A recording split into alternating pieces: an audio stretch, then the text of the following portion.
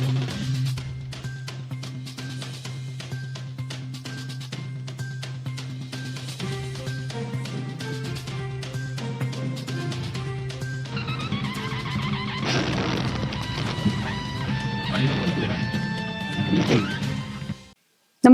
आपण पाहता Hirkani news. Hirkani news प्रत्येक क्षण ताज्या घडामोडी आणि महत्त्वाच्या प्रत्येक बातमीसाठी नेहमी तत्पर. बाबा फर्जंदच्या घरातून जप्त केली 5.25 कोटींची माया, पण ती मोजताना बँक कर्मचारी आणि पोलिसांची का झाली दमछाक. बंगल्यावर रायफल, 6000 काडतुसे सापडली. जुन्या शहरातील जुना डॉन बाबा फर्जंद दोर्डी याच्या मिटमिट्यातील बंगल्यावर सापडलेली रोख 5.25 कोटी रुपये पोलीस ठाण्यातून एका बँकेत जमा करण्यात आली. आयुष्यभर बाबांनी जमवलेली माया मोजताना बँकेतील अधिकारी आणि कर्मचाऱ्यांची दमछाक झाली.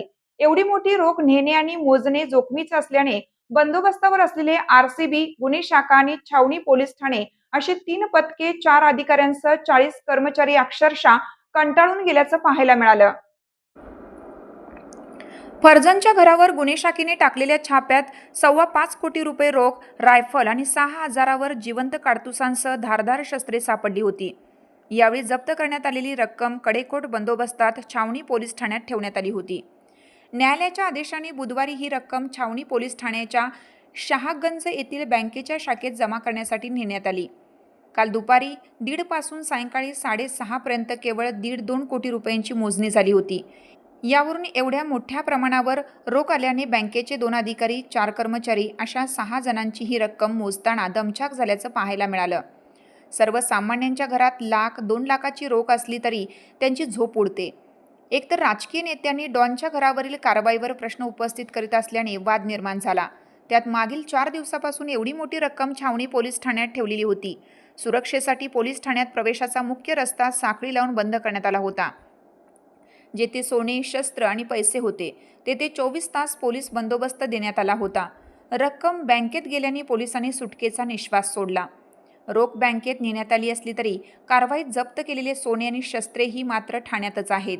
बाबाचा मुलगा फिरदोस याने या रोखसह संपत्तीवर दावा केला आहे. दुसरीकडे इन्कम टॅक्सने तपास सुरू केला आहे.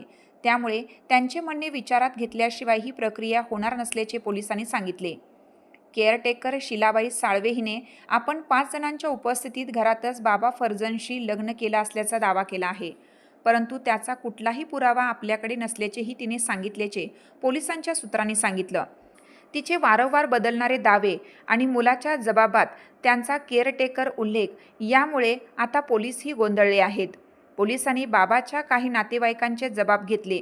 त्यात त्यांनी शिलाबाई या केअरटेकर होत्या.